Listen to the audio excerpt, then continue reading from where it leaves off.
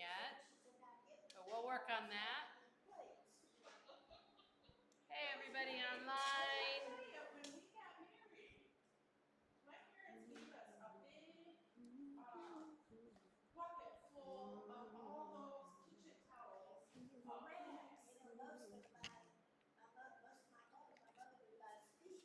Hello, online, everybody.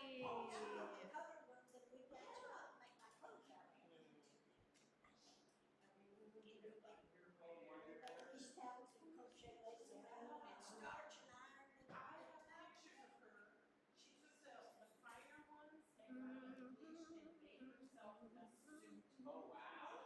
Got it written up in some magazine. My grandmother bought it.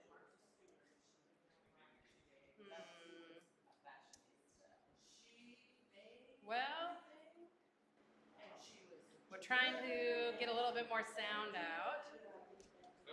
Hi, Nita. Your sound is not good. I know. I have the sound here, but it's not working for some reason. Oh, it was muted. Hold on. Let me try now.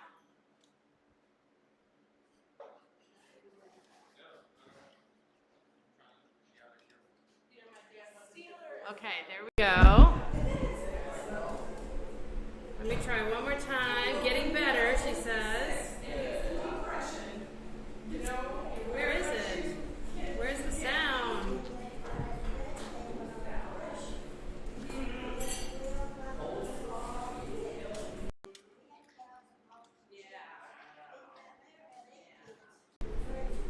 Okay. Hey, everybody online. It's Pastor Sarah. We're at our Lenten meal.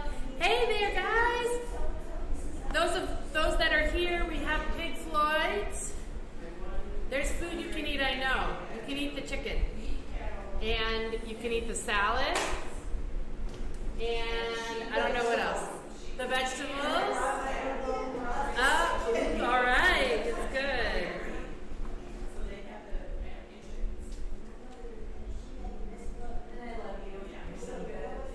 I'm trying. I can't figure out. What's up, Mark? All right, how are you? How are you? What's new? Not much. Okay, Yeah. That's exciting. Is it any better now, Nita? You said great. Sounds like it's better now. Hey, Fernanda.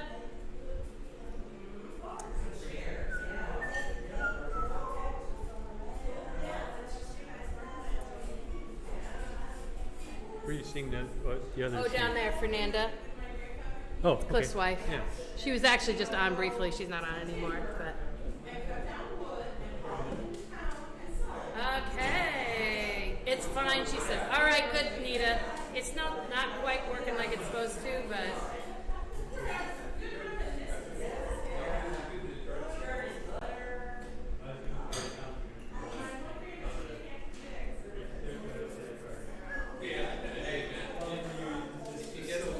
It gets me where I'm going.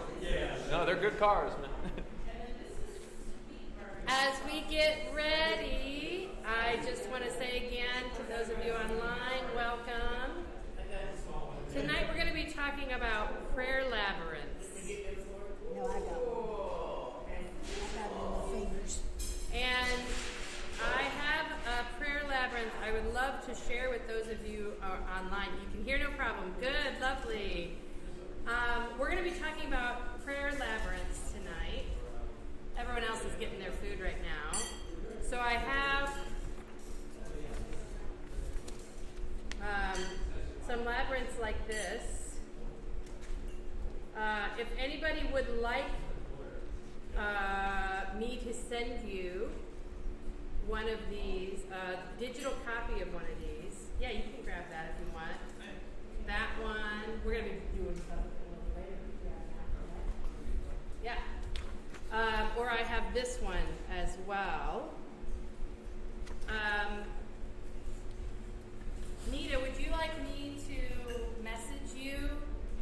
I think I can message you and attach this. Let me do that for you. And if anybody else wants to, me too, just type and let me know, and I will do that right now. While we get going.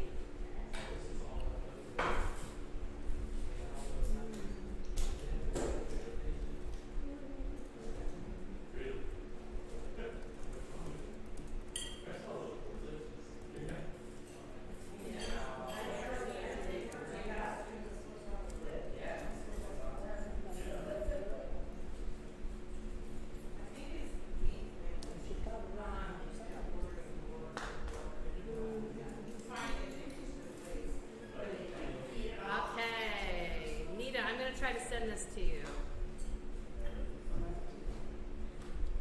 Yes, and once everybody's got their food and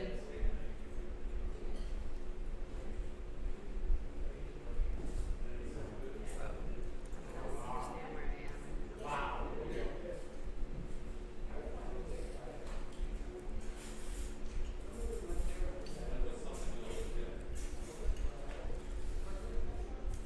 I'm afraid all the beef is gone, but this is quite delicious.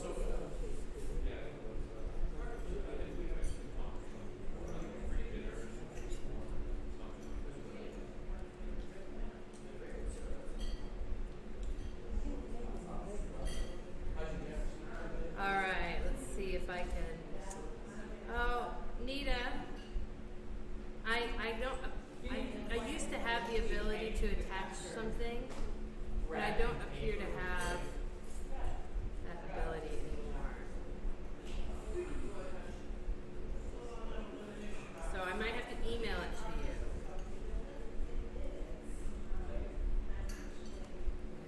Oh, media files. Wait. I figured it out, Nita. I'm sending you. Hopefully, no.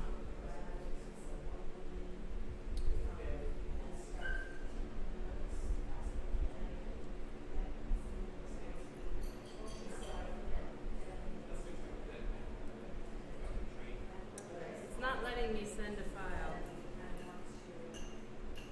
Oh, attach a file. Got it. I found it.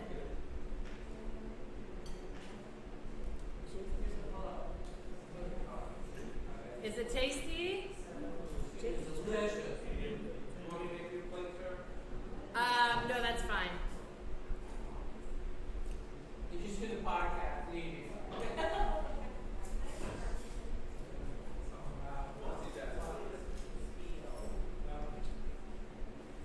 It's my lunch too.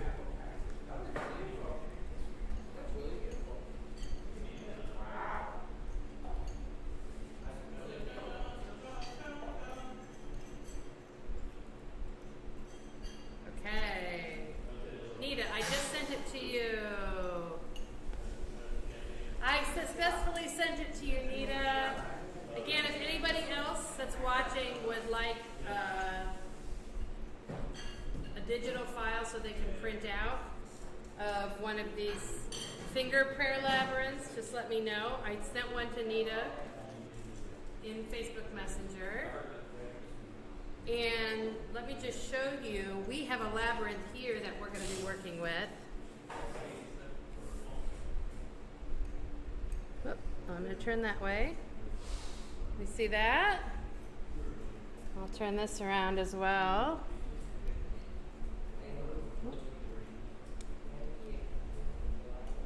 So, this is a prayer labyrinth that I created that we're going to be practicing on later here. All right, now that we've got our food and people are eating deliciousness. Oh, yes, thank you. Appreciate that.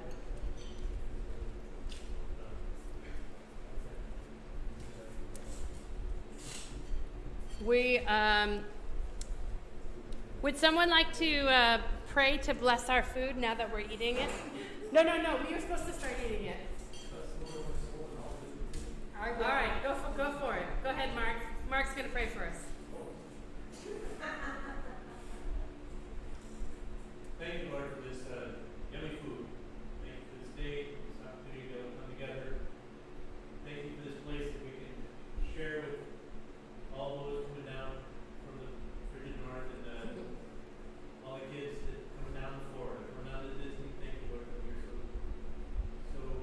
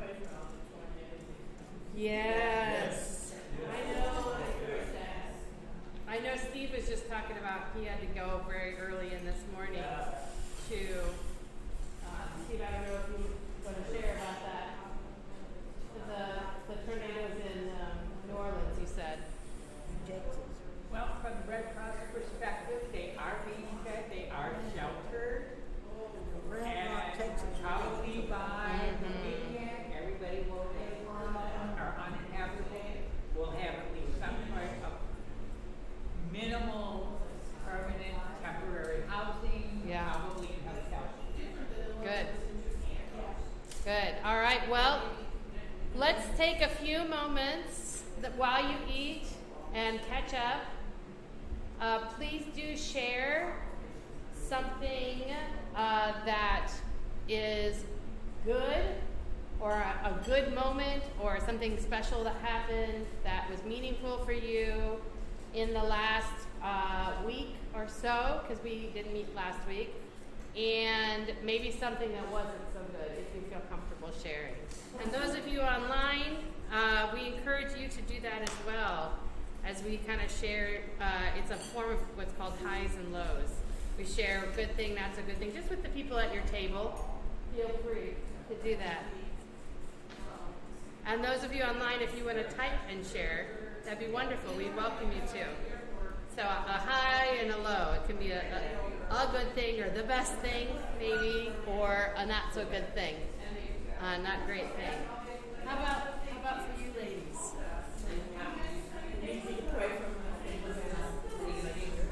Yeah. Okay.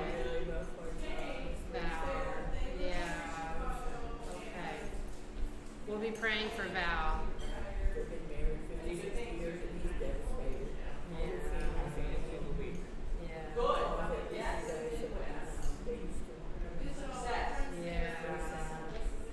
So I'm gonna guess what your high is. I'm gonna guess that your good thing was having your family come down. It was a good thing. Yeah. I guess that My right. daughter just called I said, yeah, I hated it. I cried when y'all leave, but I did come back. Oh yeah. She said, yeah, we'll be back. That's so great. How far do they have to travel? 2.5, 3 hours, 50 miles from Gainesville. Okay. Okay. Yeah. He's just got a little boy about 2 hours. He was That's I said, you marvelous. wouldn't believe how much I love that baby. So they're coming back for Mother's Day. All right, good. I guess my good thing is my cousin. I hadn't heard from her in a long time. Been trying to get her because she just called me. She had the COVID-19 plus pneumonia. Oh my And the Lord. hospitals are full, so the good thing, she has a daughter that's a registered nurse. Okay, so she had really good care. From went and stayed with her. Yeah. And she couldn't even get out of bed for 4 weeks. She said she Oh, hadn't my had bed for 4 goodness. weeks, but she's finally on the mend. She's Okay, praise God. But can you imagine having a daughter that's a nurse? She's very, very blessed to have that. Yeah, and that her daughter said, "I'm gonna take care of you." She works for the county. Okay. They let her off, and she stayed right there with her. Oh, that's so wonderful. I think my high, my good thing was these two groups that came through, particularly the service on Sunday. It was really special. Yeah. All those children, the kids in the field. Yeah. The Sunday night one was kind of a concert/service, and it was really. I was very pleased with it. Yeah, I was really pleased with how it went. Wow. So, yeah, I think that's my high. Yeah. And I always come down hard after things like this. So I'm always like, I really get excited to gear up toward it, the ideas, and then the actual thing, and then I just want to be like, bleh, after. Yes. But you gotta clean up and put things away and do all the things. So I'm in that phase, which is like, all the excitement is over now. Well, it was very long. I slept in Monday morning, and I just kind of did the bare minimum yesterday. Today was pretty full on. So, yeah, no, pretty good. Yes, I was. It's true. It was a mixture, though, of kind of the high of getting through it. Yeah, I'm really glad we got to do it. And the recording turned out really well. Really? Yes. That's wonderful. I don't know how the sound was so good. This little Yeti mic, man, I'm telling you. They're awesome. This was all the sound for the recording, for the live was coming through this. Did you put on I'm shocked. 60 mode? Do you have that on? No, I don't. No, so I just turned it to face the band when they were playing and the speakers when they were speaking, and then I turned it to face the choir. But you should check it out on our YouTube. Yeah. The service. It turned out really well. I have those USB Yeti mics. I mean, I don't use them anymore. Oh, okay. They were USB. Oh, because Oh, yeah, I think this is in 360 mode. You meant the mic, not the video. That's a cool feature it has that it can It is. catch it from everywhere. I was like really shocked. Yeah. Yeah. I was very happy. Yeah. So, sure. Thank you. So, the groups, there were two different groups. The group that was here a week ago Sunday at church, that was a group of 21 kids, and then like 6, 7 adults. And then the group that was here this Sunday afternoon and in the evening, the music group from Minneapolis, that was a group of like 51 students and like 4 teachers. So like 56 altogether. And then we went with them on Monday afternoon over to the beach, over to Cocoa Beach, have I told you all about Arosha before? It's a Christian conservation organization. So they're about protecting the environment, but it's from a Christian point of view, which that's me very much too. And so there were 3 of them there. A woman who's an expert in getting her PhD in like seabirds, who was doing an internship there, and then a couple of scientists, a geologist and a biologist. Okay, Nita, you can always come back. It's good to see you. It's good to see you on here. You can always listen to the recording at a later time too. So that was, we picked up trash on the beach. They talked to the kids about Christian ecology, caring for the earth as Christians, and it did. No, it was really lovely. Yeah. So I was really, thank you for the water. Okay, so I think we'll get going here. Oh my gosh, you even made it cold somehow. How did you do that? Oh. How did you do that? It's so magical. So, today we're going to be talking about prayer labyrinths, or labyrinths. All right, I'll give those to you. Pass around to people.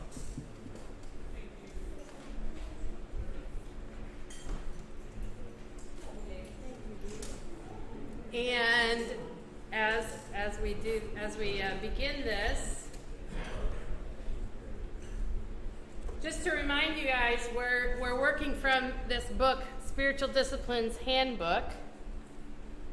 So a couple weeks ago we did a thing on the spiritual discipline of celebration. That was really cool. It was really awesome. Yeah, of like appreciating, like even thinking about like God celebrating you, and how you can bring like literally a spiritual discipline of celebration.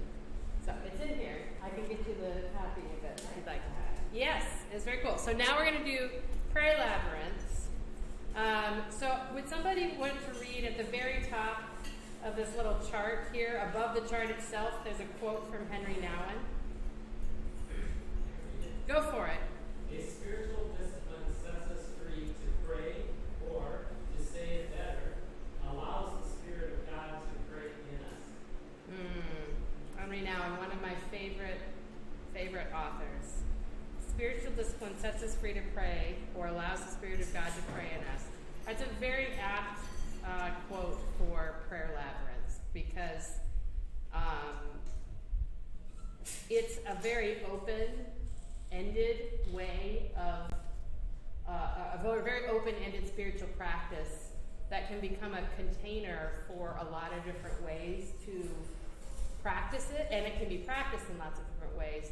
So it can be a way that instead of maybe being like a formula, it's a bit of a freer space where, depending on how you're feeling, your walk at that moment with God, just your time in your life, the moment, how tired you are, now there's lots of things, can really change what you experience and how you experience it.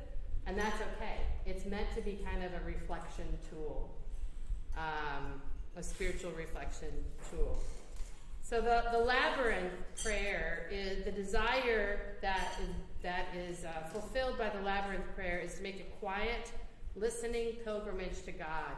So one of the reasons I really like Prayer Labyrinths is, for me, it's an invitation to do more listening than talking. And I don't know if y'all know, but I like to talk a lot, so that's good. And that tends to be our relationship with God when we're in spiritual conversation. It tends to be mostly us talking at God. And so the Prayer Labyrinth is, I think, good. At least I've experienced it to be good for me, to be more of a listening space. And so that's why it's a good discipline for me, actually, personally. So just the kind of the short definition that they have here is Labyrinth Prayer is a contemplative spiritual discipline on a simple, marked path that is based on an ancient practice of pilgrimage. On a pilgrimage, a pilgrim intentionally leaves the world, journeying away from the noise and distractions of life, eventually arrives and rests with Christ, and then returns home to live more deliberately and obediently as Christ's own. So how many of you have heard of the Via Dolorosa, or there's a few other, what are some of the other walks? Santiago. Is there an actual? Well, I don't know, but that's the retreat Ben just did. Oh yeah. And he was called That's the idea. Okay. Yes. Yeah. There's a few different ones. There's a few different ones in Europe that can. Yes, physical pilgrimages. Wait, but of course they can be metaphorical pilgrimage. The idea is the same, right? And in a labyrinth, the idea is you're taking that pilgrimage, even if you are not going on a physical journey. So if you're walking one, you're taking it metaphorically while you're walking in one general space. But there are lots of finger prayer labyrinths that for people really actually serve a lot of the same purpose. And which is why I have these. I have two different ones here that I printed out for you all. And so I'll talk about those in a little bit. But yeah, that's exactly the idea. It's stepping out of the world, journeying to Christ, spending quiet time with Christ, and then entering into the world more deliberately. So in the kind of biggest, most general way, that's what the idea of the practice is. So you can do different, even spiritual practices and disciplines within a labyrinth walk or a labyrinth journey.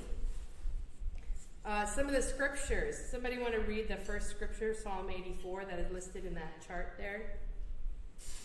Blessed are those whose strength is in you, who have set their hearts on pilgrimage. They go strength to strength, till each appears before God in Zion. Continue. Sure, you can read the second one. You go for it. He guides me in paths of righteousness for his name's sake. Even though I walk through the valley of the shadow of death, I will fear no evil, for you are with me. From Psalm 23. So a couple important things about a prayer labyrinth is it is not a maze, but they can look like mazes to people sometimes, particularly ones like this.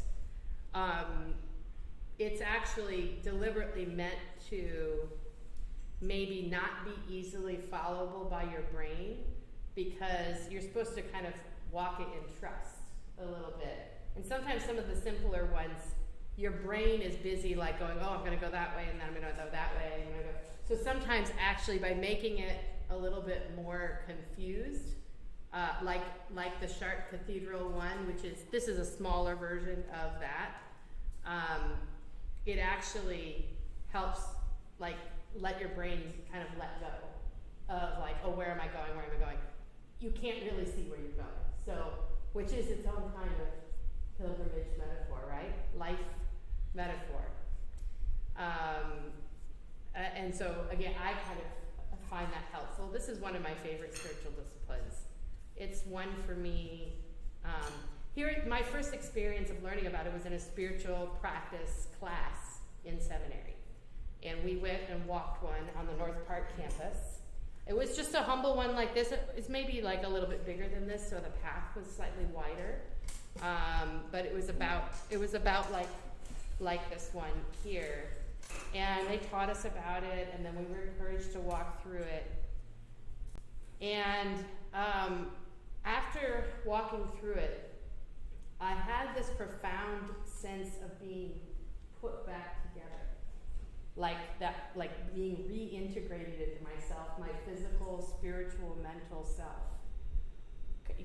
Instead of being all over, which as an ADD person is a constant reality. Things, never mind our lives are kind of like that in the world right now, but of a reintegrated self, that profound sense.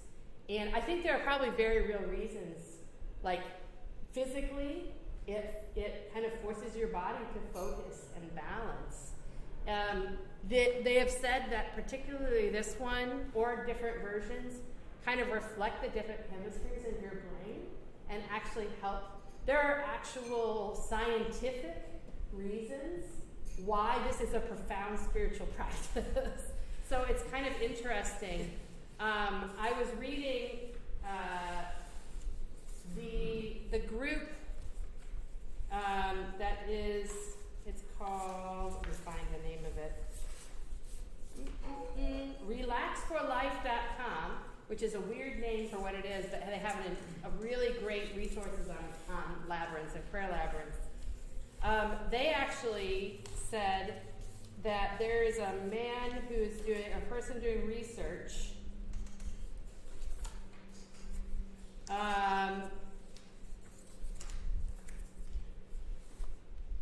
Neil Harris, he developed something called the Intuipath. He's a leading labyrinth expert, and he uses labyrinths a lot in counseling and helping people connect to each other, or helping people connect the different parts of their brain. And it's been used effectively for people with ADD, people experiencing Alzheimer's as well. And what it is it's essentially two labyrinths put side by side, and you run your fingers together, or if it's two people, they're sitting across from each other, running the finger labyrinth together. So very, very interesting. I don't really know much about that, but I just think there is something very elemental about what this is doing, and I maybe because of my ADD or the physical nature of it, it does do something in the mind, body, spirit that's really special. That is a gift from God.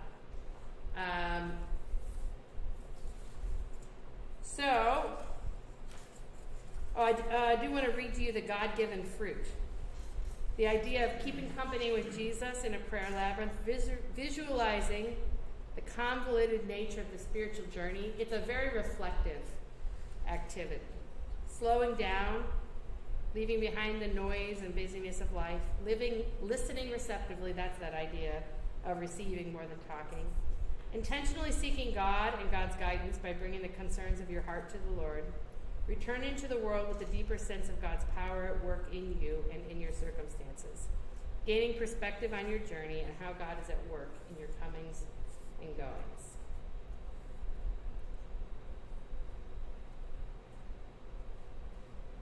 Pilgrimages to holy sites have been part of the Christian tradition for millennia. Many of us still visit the Holy Land today. And Orthodox and Catholic believers are not unfamiliar with pilgrimages to various holy places.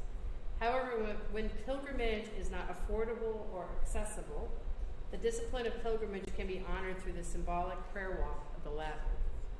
Labyrinths seem to have developed around the 12th century as a substitute for making a pilgrimage to a holy site. They are not mazes, nor are they something magical. Walking the labyrinth is not a newfangled technique to jumpstart your spiritual life. It is a slow, quiet, meditative practice that has historically attended to the desire to make a journey toward God. So the floor of the Chartres Cathedral in France has a labyrinth that has become kind of the standard labyrinth that has been copied in many places. And there's a couple really near to us right here, actually, outdoor ones that are accessible. In walking the labyrinth, you leave behind the noise and hurry of life. Just as you would pack simply for a pilgrimage, you offer your load to Jesus as you begin your prayer journey. The prayer path structure moves you slowly toward the center and toward God. At times you are close to the center. Further along the path, you may be farther from the center. This represents the reality of the spiritual journey. But as we keep moving, we are always getting closer to the center and to God, no matter how far away it looks in real space. At the center of the walk, you can stop and rest in the presence of God, listening for his word to you. With his word in your heart, you begin your journey back to the world. So a couple reflection questions before we actually practice this is think about where you are in your current spiritual journey. Think about your actual spiritual journey. She asks, have you traveled a long way? And do you feel close to God or far away? So I don't know if you I didn't bring, here, I'll pass these out and grab you some pens. One of each.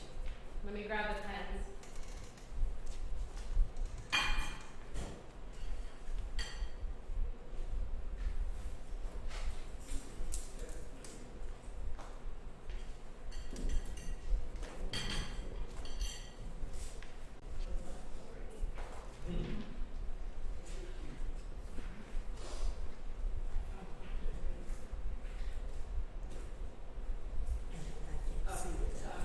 Take mine home.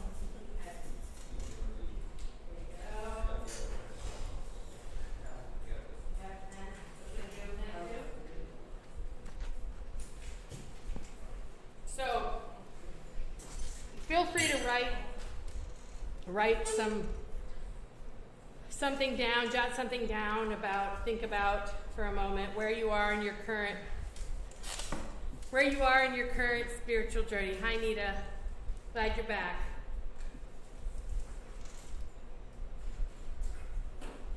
Have you traveled a long way? How many of you feel like in your spiritual journey you've traveled a long way? Yes? You feel like feel like it's been a journey. Yeah?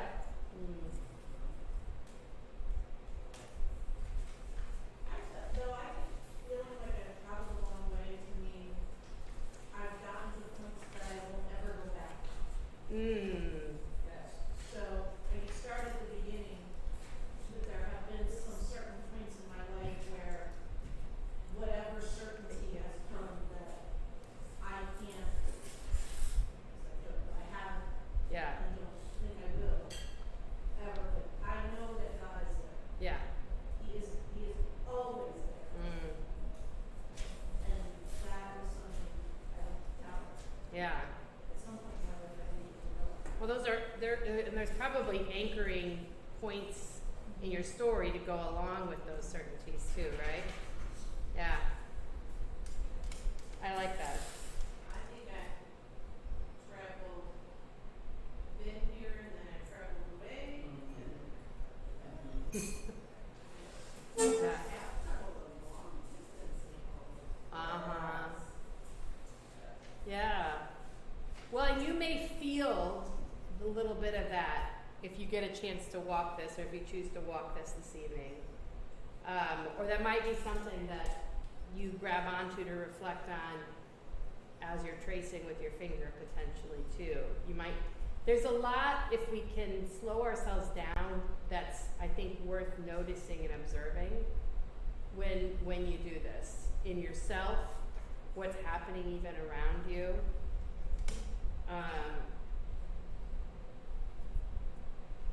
If you were to go on spiritual pilgrimage, she says, what things would you leave behind? So if you were actually to go to Spain and walk the trip, what would you leave behind to go on a spiritual pilgrimage? Your cell phone. You miss the love of your friends. You had to go use them. Pretty much all your material possessions. Yeah, because you can't carry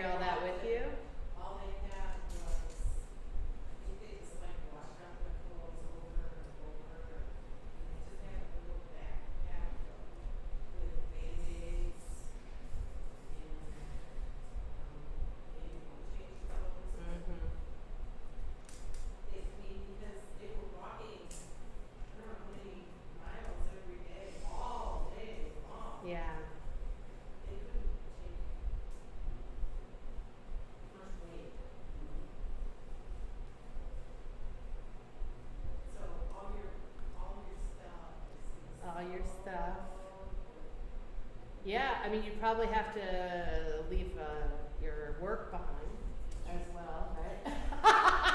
It's like, yeah! Yeah, you'd have to leave your work behind.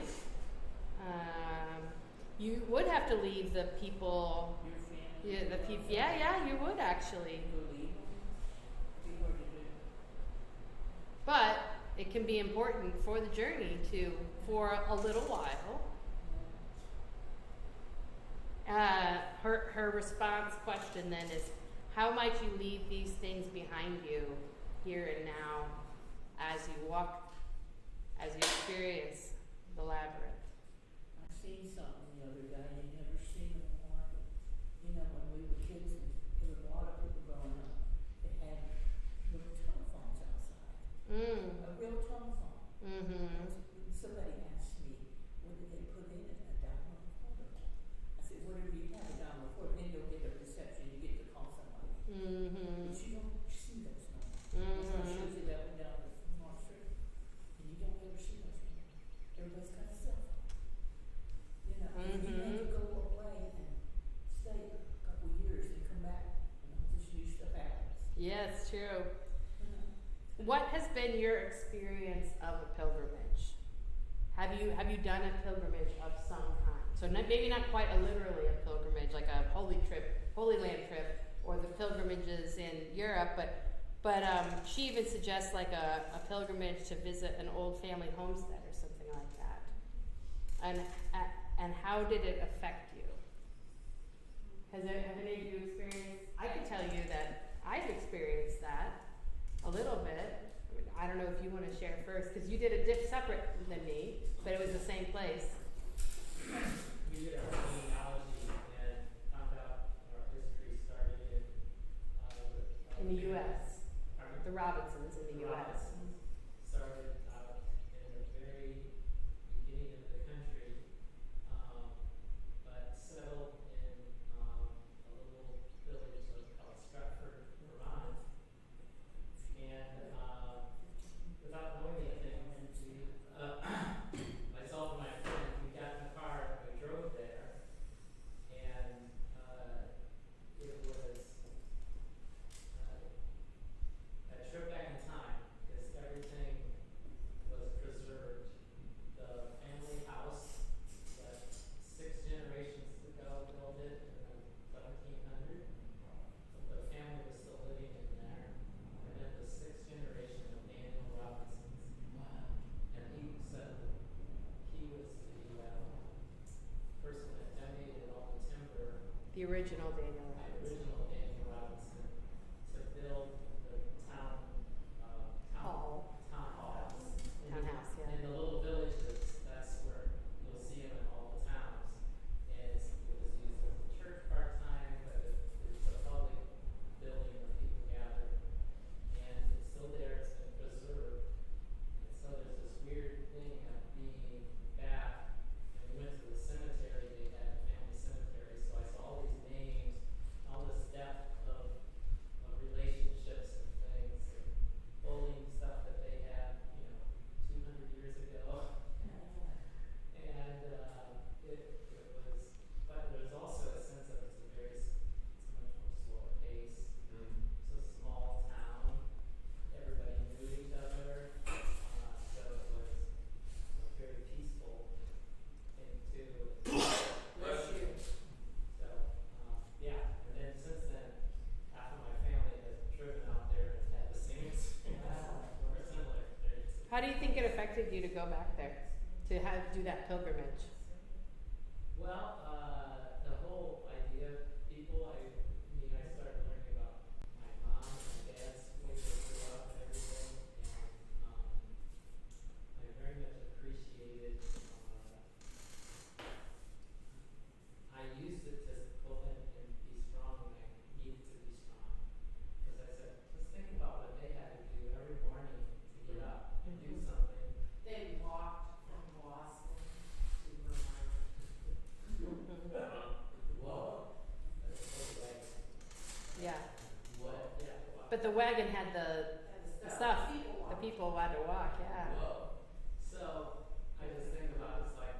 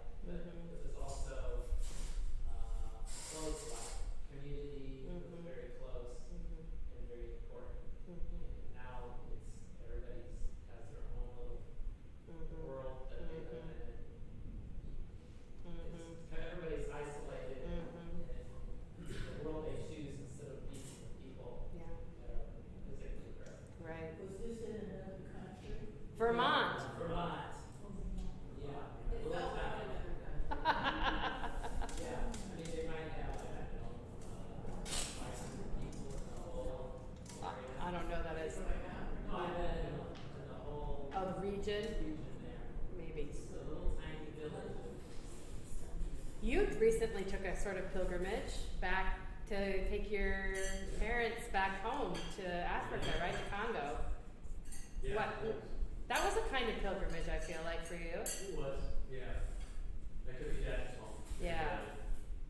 Fulfilled one of his dreams and his requests. Yeah.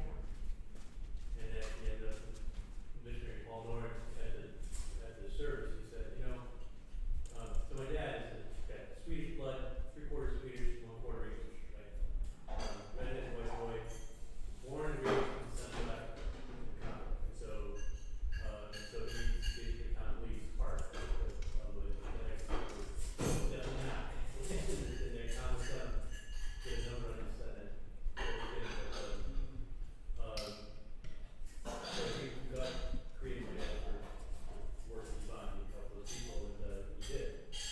And when he died then, in 2020, June, then we kicked back with high COVID at that point. And we did do that in November, December, and brought it back, brought it back, and had a big, huge ceremony, and it's fairly well known in the area, so it was a very big deal in the region. And one of the missionaries pointed out that we buried him about 20 yards from where he was born. Oh, wow. Yeah. Wow. So, yeah, That's really cool. that was sort of a culmination. But I was thinking of another similar one to him having been a missionary to Africa, then David Livingstone was sort of one of the guys that he not so much a hero, but one of the, sort of one of those greats, Abraham Lincoln, David Livingstone, George Washington, that level of repute. And about 20 years ago, Dad and I were taking a trip out to Chicago, and we stopped in London and went to the cathedral. Canterbury Cathedral, just outside London, where all the kings are buried. That sounds, Canterbury is certainly one of them. Westminster is the one in London, yeah. And all the kings are buried there. And David Livingstone is buried there in Westminster. And then about 4 days later, we were actually in Zimbabwe, in Botswana, and we went to Victoria Falls and saw where David Livingstone was Westerner discovered Victoria Falls, where the Africans still alive. Right. That was the Western world discovered it. Yeah, it was the one that discovered for the Western world, and sort of the culmination of the geographical culmination of his ministry to the Africans. So it was from his place of birth and where he's buried to his pinnacle moment in his career as well, his ministry. And that was sort of a pilgrimage of sorts. We didn't plan it that way, but we also realized, hey, you realize what we just did on this one trip? Right. Yeah, that's beautiful. Yeah, I'm blessed that I've gotten to go to this same place in Vermont. My mom and I took a trip in 2018 that we got to go and stay in the house, and I was like, my whole self was like thrumming with excitement being there. So I would wake up super early in the morning. I couldn't like stay asleep, and I would go at 1